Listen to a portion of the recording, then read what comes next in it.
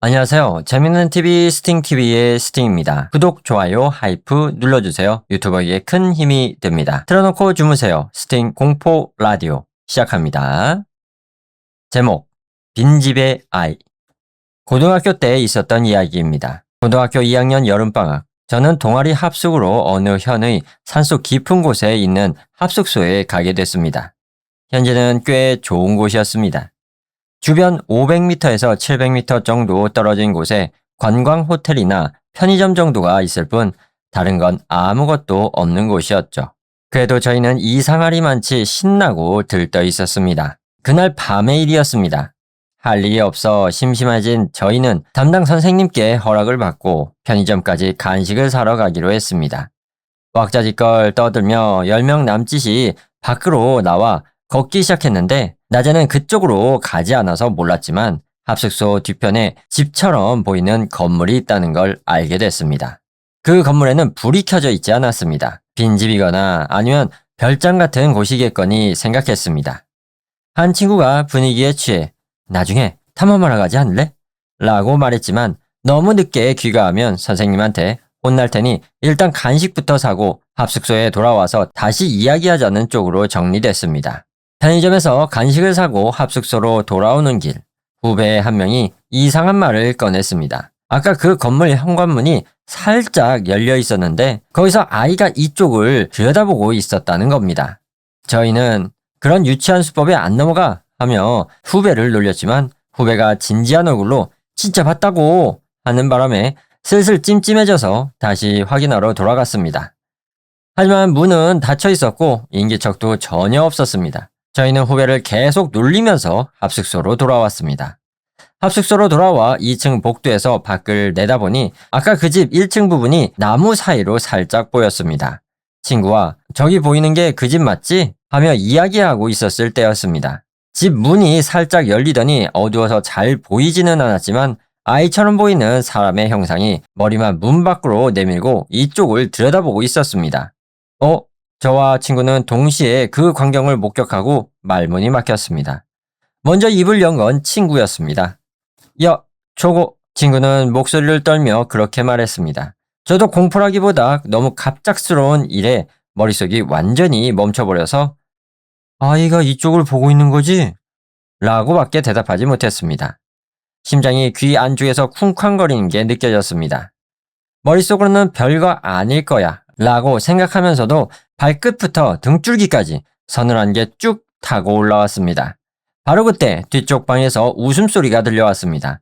저와 친구는 그 소리에 깜짝 놀라 정신을 차렸습니다.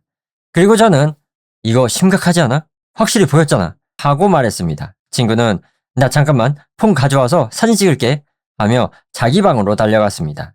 그 사이에 소란을 듣고 뭔 일이야? 하며 합숙소 안에 있던 학생들, 게다가 다른 학교 학생들까지 합치면서 총 60명 정도가 있었는데 그중 절반인 30명 가까이 2층 복도로 몰려들었습니다. 아이처럼 보이는 사람의 형상은 아직도 문에서 얼굴만 내밀고 이쪽으로 올려다보는 것 같았습니다. 복도는 난리가 났고 결국 담당 선생님들도 무슨 소란이여? 라며 나타났습니다. 제가 친구와 함께 사정을 설명하고 있을 때 창문 밖을 보던 학생 몇 명이 하고 소리쳤고 간신히 들릴 정도의 소리로 파닥 문이 닫히는 소리가 났습니다.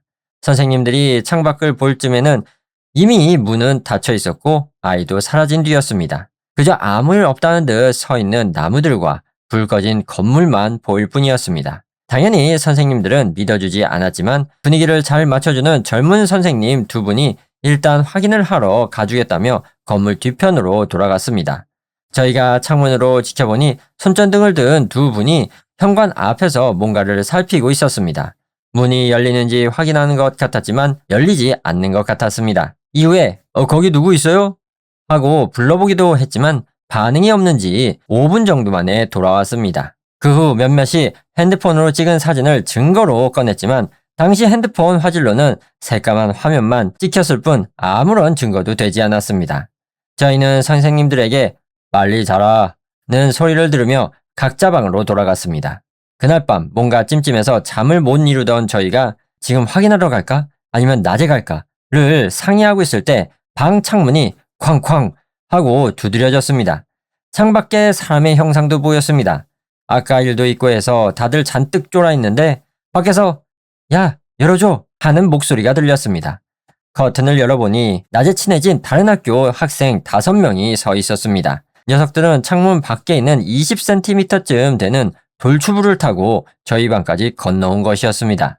5명을 방 안으로 들이자 녀석들도 저희랑 똑같은 이야기를 하고 있었다며 지금 그 집에 가기로 했으니 같이 가자는 것이었습니다. 저희도 그 말에 결심이 서서 담력 시험을 하러 가기로 했습니다. 멤버는 저희 학교에서 저, A, B, 다른 학교에서 C, D, E, 다른 녀석들은 이런저런 이유를 대며 결국 오지 않았습니다. 저희는 다른 학교 학생들이 건너온 창문 돌추부를 타고 밖으로 나간 다음 선생님한테 들키지 않도록 일단 도로로 나와서 크게 돌아 문제의 집으로 향했습니다.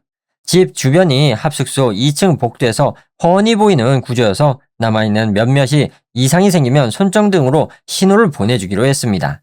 집 앞에 도착하니 역시나 으스스했습니다. 멀리서는 몰랐는데 벽에는 이끼가 잔뜩 끼어있고 여기저기 담쟁이 덩굴이 감겨 있었습니다. 게다가 밖에서 보이는 창문은 전부 판자로 막혀 있어서 꽤 오랫동안 방치된 곳임을 알 수 있었습니다. 처음에는 ABC가 집 주변을 살피러 갔고 저는 어차피 문은 안 열리겠지 싶으면서도 별 생각 없이 문 손잡이를 돌렸는데 문이 스르르 열려버렸습니다. 얼른 셋을 불러 모아 저희는 안으로 들어가기로 했습니다. 문이 열리는 순간 쿰쿰하고 습한 공기가 훅 끼쳐왔습니다. 오랫동안 아무도 손대지 않은 공간 특유의 곰팡이와 먼지가 섞인 냄새였습니다. 무의식적으로 숨을 참게 됐습니다. 안으로 들어가니 여름이라 그런지 실내 습기가 대단했고 퀴퀴한 냄새가 났습니다. 이리저리 탐색해보니 먼지투성이에 냄새도 심했지만 실내는 어지럽힌 흔적도 없었고 가구도 아무것도 없어서 묘하게 넓게 느껴졌습니다. 1층을 탐색하던 중 2층에서 웃음소리 안 들려? 하고 말했습니다. 다들 귀를 기울여봤지만 웃음소리는 들리지 않았습니다. 이한테 기분 탓하냐? 했지만 그는 신경 쓰인다며 올라가 보고 싶다고 했습니다. 아직 1층 탐색도 끝나지 않아서 어쩔 수 없이 셋씩 나눠서 한쪽은 1층을 다른 한쪽은 2층을 탐색하기로 했습니다. 같은 학교끼리 묶어서 저 A, B가 1층을 C, D, E가 2층을 탐색하고 무슨 일이 생기면 계단 앞에서 만나기로 하고 헤어졌습니다. 잠시 탐색하고 있으니 2층에서 갑자기 이헤 라는 분위기와 전혀 어울리지 않는 맑은 웃음소리가 들려왔습니다. 그리고 곧바로 야, 이, 왜 그래 야? 하는 C와 D의 당황한 목소리가 들렸습니다. 저희가 허겁지겁 2층에 올라가니 가장 안쪽 방에 셋이 있었습니다. 웃음소리의 주인공은 E였고 창문 쪽을 향한 채로 여전히 에 하고 큰 소리로 웃고 있었습니다. 그 옆에 C와 D가 새파랗게 질린 얼굴로 이를 흔들거나 뺨을 때리고 있었습니다. 저희도 예사롭지 않다 싶어 세세게 달려가 이 앞으로 돌아서서 얼굴을 봤을 때 저는 지금 우리가 처한 상황이 얼마나 심각한지 처음으로 깨달았습니다. 이는 정말로 신나게 웃음소리를 내고 있었지만 얼굴은 무표정이었습니다. 게다가 두 눈에서는 굵은 눈물이 흘러내리고 있었습니다. 뭔가 냄새가 난다 싶더니 이미 바지에 오줌을 지린 것 같았습니다. 그 광경을 보는 순간 몸 어딘가에서 경보가 울리는 것 같은 감각이 들었습니다. 무섭다기보다 이건 뭔가 잘못됐다는 확신이었습니다. 이는 저희가 눈앞에 있는데도 보이지 않는 것처럼 울면서 계속 웃고 있었습니다. 다들 어쩔 줄 몰라 이를 부르고 있을 때 그중 가장 침착했던 B가 말했습니다. 일단 이를 이 상태로 둘 수 없으니까 합숙소까지 옮기자. 저희는 이의 손발과 어깨를 붙잡아 1층까지 내려왔습니다. 하지만 거기서 문제가 생겼습니다. 문을 열려던 B가 목소리를 떨며 큰 소리로 외쳤습니다. 문이 안 열려! 저희는 이를 복도에 내려놓고 모두 달려들어 문을 열려 했지만 아까는 그냥 열렸던 문이 지금은 꼼짝도 하지 않았습니다. 6명 중 체격이 가장 좋은 A가 어깨로 들이받아봤지만 그래도 열릴 기미가 없었습니다. 가볍게 패닉 상태가 된 저희가 얼굴을 마주보고 있을 때 2층에서 희미하게 하하하 하하하 하하하 라는 억양도 감정도 전혀 없는 기계적인 목소리 같은 소리 같은 게 들려왔습니다. 이는 바닥에 누워진 채로 아직도 웃고 있었습니다. 호호호 라는 소리는 웃음소리라고 부르기도 못한 소리였습니다.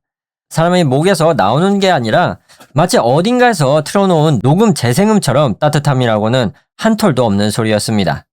어떻게든 밖으로 나가야 한다고 생각한 저는 1층 거실 유리 창문을 깨면 나갈 수 있을 것 같다는 게 떠올라 4명에게 알리고 거실로 향했습니다. 그때 문득 계단 위를 바라보다 말문이 막혔습니다.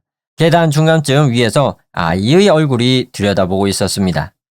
달빛에 역광이 되어 표정 같은 건 아무것도 알 수 없었지만 얼굴 크기와 머리 모양으로 아까 그 아이임을 알 수 있었습니다. 이상하게도 아이는 계단 난간에서 꽤 몸을 내밀고 있는 것 같은데 왜인지 머리밖에 보이지 않았습니다. 저만큼 내밀었으면 어깨라도 보여야 할 텐데 말이죠. 그 위화감에 등골이 서늘해졌습니다. 무서워서 눈을 돌리지 못하는 게 아니라 뭔가 이상하다는 것을 눈이 놓쳐선 안 된다고 느끼는 것 같았습니다.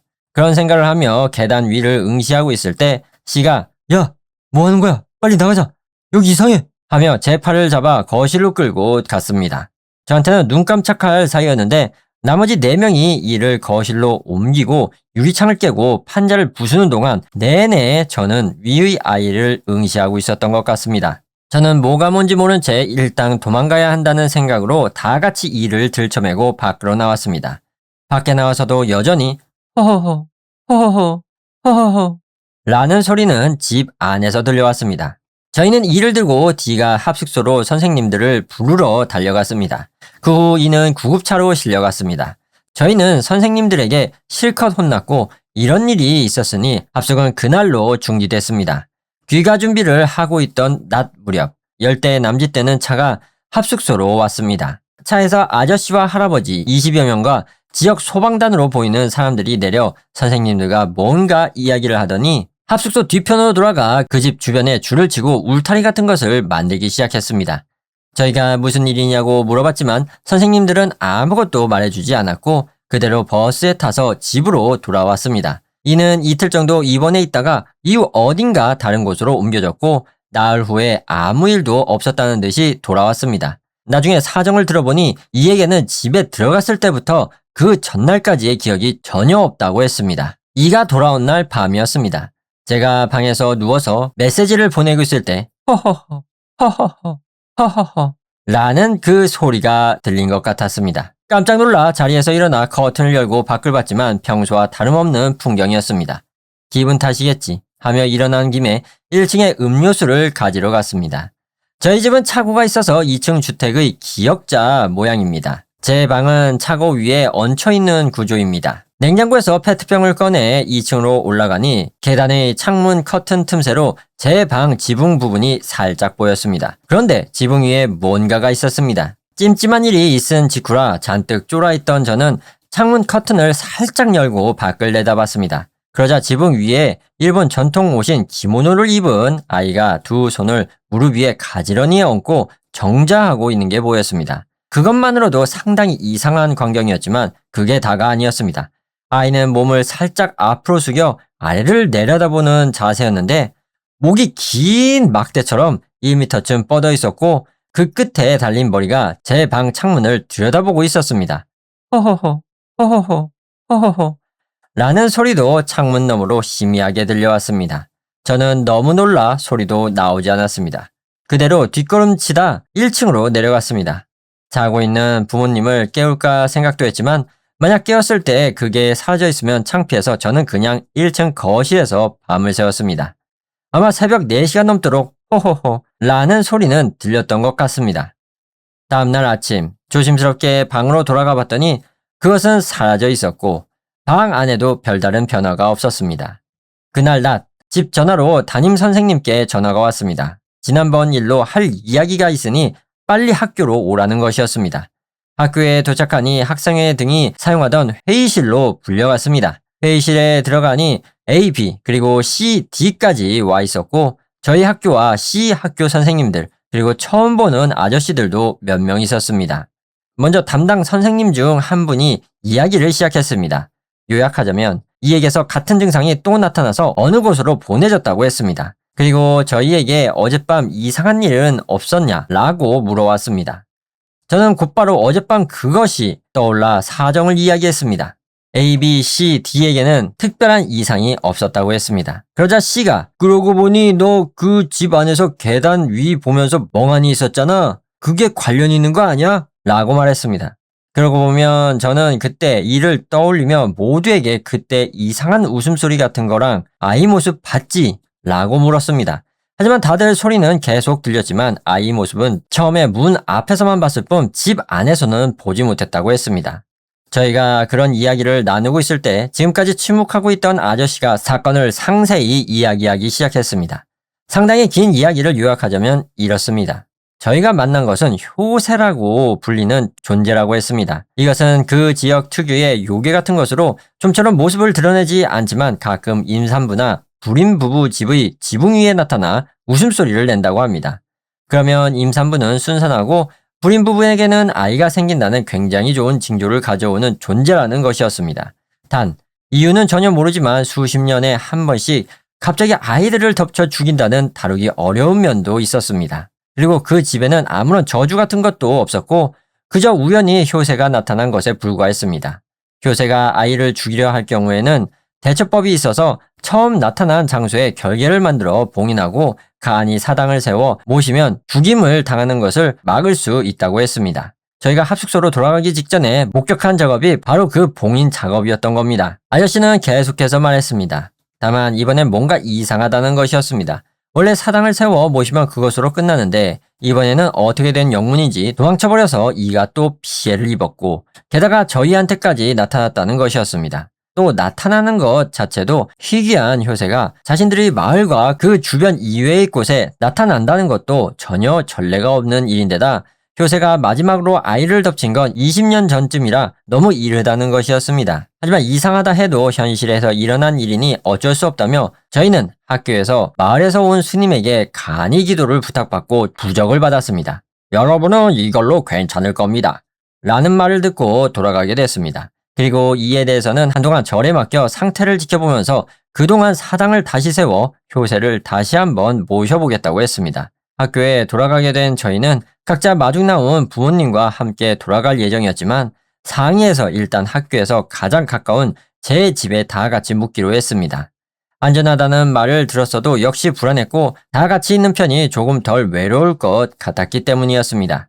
그날 밤 다들 제 방에서 게임을 하고 있을 때 컨 하고 창문을 규칙적으로 두드리는 소리가 났습니다. 제 방은 차고 위에 있어서 벽도 거의 수직이라 기어 올라가서 창문을 두드리는 것은 불가능에 가깝습니다. 게다가 그 창문은 바로 어젯밤에 그것이 들여다본 창문이었습니다. 상황이 상황인지라 다들 얼굴이 굳어버렸습니다. B가 뭐야 설마 누가 장난치는 거야? 바람 탓이겠지? 하며 센 척 커튼을 열려고 했습니다. 저는 허겁지겁 B에게 사정을 이야기하며 커튼을 열지 못하게 막았습니다. 창문을 두드리는 소리는 아직 계속됐습니다. D가 역시 정체를 확인하는 게 낫지 않아? 모르는 채로 있는 게 더 무서워 라고 했습니다. 그 말이 일리 있다는 생각도 들었습니다. 뭔지 모르는 것이 밤새 창문을 두드리는 상황은 도저히 버틸 수 없을 것 같았으니까요. 저희는 계단 쪽으로 이동해 계단 창문의 커튼을 살짝 열고 그 틈새로 제 방 쪽의 창문을 들여다봤습니다. 있었습니다. 어제 그것이 역시 어제와 똑같이 목 같은 막대를 뻗고 창문에서 제 방을 들여다보고 있었습니다. 그리고 가끔 컨 하고 머리를 창문에 부딪히고 있었습니다. 그 소리가 이상했습니다. 사람의 머리가 유리에 부딪히는 소리가 아니었습니다. 속이 비어있는 나무나 플라스틱 같은 공명이 없는 둔탁한 소리였습니다. 허허허 라는 그 억양 없는 웃음소리 같은 것도 들려왔습니다. 이상한 광경이었습니다. 그리고 어제는 몰랐는데 저것은 아이라기보다 기모노를 입은 인형 같았습니다. 머리가 창문에 부딪히는 소리도 사람의 머리라기보다 속이 빈 인형 같은 소리였습니다. C가 효새를 오늘 봉인한 거 아니었어? 라고 중얼거렸습니다. 바로 그때 아버지가 소란을 눈치채고 너들 뭐하는 거야? 하며 계단을 올라왔습니다. 그 순간 그 소리에 놀란 A가 무심코 팔을 창문에 부딪히고 말았습니다. 쿵 하는 소리가 났습니다. 그 소리에 요괴의 머리만이 쓱 하고 이쪽을 바라봤습니다. 저희는 그 얼굴을 똑똑히 봤습니다. 그것은 앞머리를 단발로 자른 웃는 얼굴의 인형이었습니다. 하지만 보통 인형이 아니었습니다. 얼굴은 인형 특유의 새하얀 피부였는데 웃고 있는 게 맞는데 누나는 아무것도 없이 새카맣기만 했고 눈동자 같은 게 보이지 않았습니다. 입도 마찬가지로 입술 같은 것도 없고 그저 거기에 아무것도 없는 초승달 모양의 새카만 구멍 같은 것이 있을 뿐이었습니다. 그러면서도 눈과 입의 곡선으로 방긋 웃고 있다는 걸 알 수 있는 게 오히려 더 소름 돋았습니다. 그 얼굴에는 어떤 감정도 없었습니다. 기쁨도 분노도 슬픔도 없이 그냥 웃음의 형태만 남아있는 얼굴이었습니다. 살아있는 것보다 더 무서운 건 그게 웃고 있다는 게 분명히 보였기 때문이었습니다. 아버지가 그래서 너희 뭐 하는 거야? 하며 창문 쪽으로 와서 커튼을 완전히 젖히자 그것이 쑥 하고 지붕 그늘 속으로 사라졌습니다. 하지만 아버지에게도 무언가가 거기에 있었다는 건 알아챈 것 같았습니다. 아버지는 황급히 1층으로 내려가 핸드폰으로 어딘가에 전화하기 시작했습니다. 낮에 기도를 해준 스님과 아저씨들 연락처를 묻고 거기와 담임 선생님께 전화하는 것 같았습니다. 그 후 그늘에 숨어버린 그것은 두 번 다시 모습을 드러내지 않았습니다. 아침이 되자 어제 아저씨들과 담당 선생님들이 저희 집에 왔습니다. 일단 비상 상태라며 모두 합숙소 근처 절까지 데려간다고 했습니다. 모두의 부모님도 저희 집에 왔지만 아저씨가 피해가 더 확산될 수 있으니 부모님들은 오지 않는 게 낫겠다고 해서 가는 건 저희만이 됐습니다. 저희는 그대로 차에 태워져 출발했습니다. 낮 무렵 절에 도착했습니다. 절에 들어가니 추리닝 차림에 헬쑥해진 이가 저희를 맞아줬습니다. 이의 말로는 그 후 여러 가지가 있었지만 지금은 어쨌든 살아있다고 했습니다. 본당에 들어가니 스님과 어제의 아저씨가 어젯밤에 있었던 일을 자세히 알려달라고 했습니다. 저희가 차례로 상황을 이야기하는데 인형의 생김새를 설명하는 부분에서 아저씨가 잠깐, 인형? 목이 길었다고? 무슨 얘기하는 거야? 하며 놀란 얼굴로 끼어들었습니다. 그리고 어제 본 인형의 모습을 다시 설명하니 스님과 아저씨가 이건 효새가 아니야. 이게 어떻게 된 거지? 이상하다고 생각했어. 여러 가지가 맞지 않아. 라며 둘이서 이야기하기 시작했습니다. 한참 이야기를 나눈 후 저희에게 상황을 설명해 줬습니다.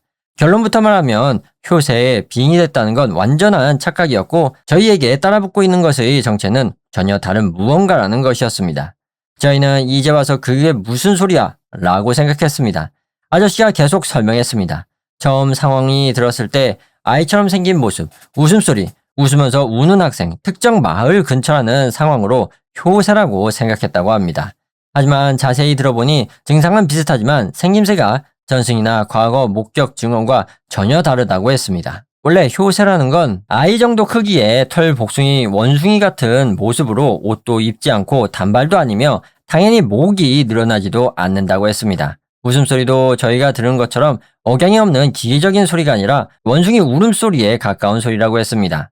저희는 완전히 막막해졌습니다. 솔직히 이 절에 오면 다 해결될 거라 믿었는데 이제 와서 모르겠다니 어떻게 해야 할지 실내에 무거운 분위기가 흘렀고 한동안 다들 침묵하고 있을 때 스님이 말했습니다. 일단 뭐가 나쁜 것이 있다는 건 틀림없습니다. 조금 떨어진 곳에 이런 일에 밝은 주지 스님이 계시니 지원을 요청하러 다녀올 테니 잠시 여기 다다미방에서 기다려 주십시오. 그렇게 말하고 차를 타고 어딘가로 가버렸습니다. 저희는 다다미방으로 안내되어 멍하니 있었습니다. 아저씨는 계속 어딘가에 전화를 하고 있었고 꽤 언쟁이 벌어지고 있는 것처럼 보였습니다. 저녁 무렵 스님이 다른 스님을 데리고 돌아왔습니다. 돌아온 동시에 아저씨가 핸드폰을 손에 들고 큰일 났어요! 하며 스님한테 달려왔습니다. 이야기를 들어보니 마을 아이 한 명이 이와 똑같은 증상으로 발견됐다며 이쪽으로 데려온다고 했습니다. 이절 스님이 저희에게 일단 나중에 얘기할 테니 여러분은 아까 그 다다미방에서 잠시 기다려주세요. 라고 하더니 두 분이 허겁지겁 본당 쪽으로 걸어갔습니다. 15분쯤 후 승합차가 왔습니다. 차 안에서 이때와 똑같이 요란한 웃음소리가 들렸습니다. 차 문이 열리고 다른 어른 몇 명과 웃음소리를 낼 뿐 꼼짝도 않는 중학생쯤 돼 보이는 아이가 들려 본당으로 연행됐습니다. 한동안 본당 안에서 하하하하하하 라는 웃음소리와 경 읽는 소리가 들렸지만 그것도 10분 정도 지나자 잦아들었고 조용해졌습니다. 그로부터 15분쯤 더 지나자 스님 두 분이 저희가 있는 다다미방으로 들어와 여러 가지를 설명하기 시작했습니다. 방금 전 그 아이는 소진이 심해서 본당에 이불을 깔고 그대로 재우고 있다고 했습니다. 지원으로 온 스님에 따르면 이야기를 들어본 느낌과 아까 그 아이의 상태로 봤을 때 유령이나 요괴 같은 것이 원인이 아니라 뭔가 주술적인 물건이 원인이 아닐까 한다는 것이었습니다. 특히 근거가 있는 게 아니라 감각적으로 그렇게 느껴진다고 했습니다. 그때 저는 계속 참았던 화장실이 너무 급해졌습니다. 사정을 이야기하고 근데 혼자 가기에는 좀 이라 생각하고 있었더니 다른 녀석들도 모두 참고 있었던 것 같았습니다. 결국 6명이 같이 화장실을 다녀오게 됐습니다. 화장실에서 돌아오는 길, 본당으로 이어지는 복도를 걷고 있을 때 어딘가 호호호, 호호호, 호호호 라는 그 억양 없는 소리가 들려왔습니다. 장소는 알 수 없었지만 그것이 아주 가까이에 있었던 것 같습니다. C가 가까이에 있는 거 맞지? 라고 하자 A가 꽤 가깝다. 이거 위험한 거 아니야? 라고 받았습니다. 정말로 꽤 가까웠습니다. 하지만 모습은 보이지 않았습니다. 그때 맨 뒤에 있던 E와 D가 위험해! 빨리 본당으로 피해! 하며 창문 위쪽을 손가락으로 가리키며 소리쳤습니다. 저희가 손가락 방향으로 돌아보니 그것이 있었습니다. 전과 똑같이 지붕에서 머리만 내밀고 허허허허 허허허허 허허허허 하며 웃으면서 그 새까만 눈과 입, 얼굴을 이쪽으로 향한 채 방긋방긋 웃고 있었습니다. 저희는 전력으로 도망쳤습니다. 본당에 도착하니 스님 2분과 아까의 아저씨가 기다리고 있었습니다. 이제서야 깨달았는데 아저씨는 아무래도 이 마을의 이장님인 것 같았습니다. 저희가 사정을 이야기하자 스님들은 즉시 저희를 앉히고 경을 읽기 시작했습니다. 한동안 경을 읽고 있으니 본당 천장 쪽에서 허허허 허허허 허허허 라는 웃음소리와 컥 컥 하는 제 방에서 들었던 그 소리가 들려왔습니다. 저희는 잔뜩 졸아서 서로 바짝 붙어 있었습니다. 30분쯤 지나자 소리가 들리지 않게 됐습니다. 제가 끝난 건가? 하고 말을 다 끝내기도 전에 이번에는 본당 옆 정원 쪽에서 허허허 허허허 허허허 라는 소리가 들리기 시작했습니다. 그리고 어둑어둑해지기 시작한 본당의 장지문에 석양이 비친 그 인형의 머리가 투영됐습니다.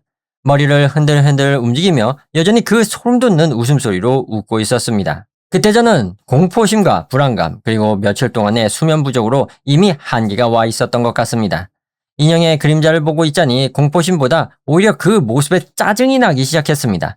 흔들흔들 흔들리는 모습을 보고 있으니 뭔가 영문도 모르게 화가 치밀어 올라 결국 참을 수 없게 됐습니다. 저는 스님들이 경을 읽고 있는 옆에 있던 쇠 촛대를 붙잡고 촛불이 꽂힌 채로 뽑아들었습니다. 주위에서 말리는 것을 뿌리치고 장지를 열었습니다. 눈앞에 그 인형의 얼굴이 있었습니다.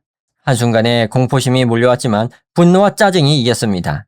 저는 그대로 촛대를 매달려 있는 인형의 머리 쪽을 향해 집어쳐! 하고 소리 지르며 내리쳤습니다. 파직! 하는 소리와 함께 촛대의 끝이 인형의 얼굴에 박히더니 그대로 인형은 땅바닥에 떨어졌습니다. 저는 맨발로 정원에 내려서서 다시 촛대를 치켜들고 인형에 내리쳤습니다. 그러자 머릿속에 묘한 감각이 싹 트기 시작했습니다. 인형은 그래도 여전히 허허허 허허허 허허허 하며 웃고 있었습니다. 저는 웃음이 나오지도 않는데 웃음이 나오려 하고 울고 싶지도 않은데 눈에서 눈물이 줄줄 흘러내렸습니다. 분명 이와 같은 상태가 되어가고 있었지만 그래도 저는 촛대를 치켜들고 인형에 내려치는 걸 멈추지 않았습니다. 나중에 이야기를 들어보니 저는 폭소를 터뜨리면서 무표정으로 줄줄 눈물을 흘리고 있었다고 했습니다. 웃고 싶었지만 이유는 없었습니다. 울고 싶었지만 슬프지 않았습니다. 가장 무서웠던 건 그게 저 자신이 아닌 것 같은 느낌이었는데 그래도 촛대를 드는 팔만큼은 제 것이었습니다. 한동안 그 상태가 계속되고 있으니 어느 순간 촛대에 남아있던 촛불의 불이 인형의 옷에 옮겨 붙은 것 같았고 인형이 연기를 타며 타기 시작했습니다. 친구들에 따르면 인형이 호호호호 거리는 웃음소리와 저의 절규가 뒤섞이고 어둑어둑해지기 시작한 주변 분위기와 어우러져 이상한 상황이었다고 했습니다. 그래도 저는 웃으면서 울면서 계속 두들기고 있었는데 어디를 쳤는지 잘 모르겠지만 파직 하는 둔탁한 소리가 났습니다. 그 순간 저 안에서 그 묘한 감정이 사라졌습니다. 사라졌다기보다 갑자기 김이 빠졌다고 하면 좋을까? 어쨌든 인형에 대한 짜증도 웃고 싶다는 기분도 울고 싶다는 기분도 갑자기 없어졌습니다. 저는 그 자리에 풀썩 주저앉았고 친구들과 아저씨가 괜찮아? 하며 걱정스럽게 다가왔습니다. 인형은 이미 웃지도 않고 움직이지도 않았지만 그대로 두면 안 되니까 친구들과 아저씨가 모래를 뿌려 불을 껐습니다. 이유는 알 수 없었지만 저는 왜인지 모든 게 해결된 것 같은 그런 좋은 기분이 들었습니다. 이 소란 속에서 스님 두 분은 계속 경을 읽고 있었다고 합니다. 인형은 이미 거의 잔해에 가까웠지만 그래도 다음날 자세히 조사하기로 하고 상자에 넣어 부적을 붙인 채 본당에 안치하기로 했습니다. 저희는 스님의 호의로 그날 밤 절에 묵기로 했습니다. 다음날 아침 저희는 본당으로 불려갔습니다. 경의 덕인지 제가 폭발한 게 원인인지 이유는 확실하지 않지만 일단 해결은 된 것 같다고 했습니다. 그리고 인형은 이 절에서 계속 공양하기로 했는데 결국 이 인형이 무엇인지 그 근원은 수수께끼로 남았습니다. 다만 불에 타다 남은 인형의 동체에 타서 거의 지워진 글씨로 관보인연이라는 기록이 있었습니다. 이는 서기 1742년을 가리키는 연도입니다. 그리고 완전히 타서 글자 수밖에 알 수 없는 작자의 이름 6글자, 그리고 확실히는 알 수 없지만 남아있는 글자의 흔적에서 추측하면 와쿠 인형이라는 단어가 읽힐 듯 말 듯 했습니다. 스님 말로는 정체는 불분명하지만 어떤 주술적인 물건임에는 틀림없다고 했습니다. 타다 남은 잔해에서 머리와 동체를 잇는 목의 막대 부분이 나왔는데 거기에 빼곡하게 뭔가 주술적인 문양이 새겨진 흔적이 확인되었다고 했습니다. 그 후 지금에 이르기까지 저를 포함한 당시 멤버들에게는 제가 아는 한 아무 일도 일어나지 않았습니다. 절 스님으로부터 인형의 정체가 밝혀지면 연락을 주겠다는 이야기가 있었지만 그로부터 몇 년이 지나도록 아직 그 연락은 오지 않았습니다. 어허, 이렇게 이야기가 마무리가 되는데요. 저주 인형에 대한 괴담인데 맨 처음에는 다루기가 까다로운 어떤 요괴인 줄 알았는데 어떤 주술적인 인형의 그런 소행으로 밝혀졌습니다. 저주를 걸려다가 애꿎은 사람이 좀 당한 것 같아요. 아주 재밌는 이야기였습니다.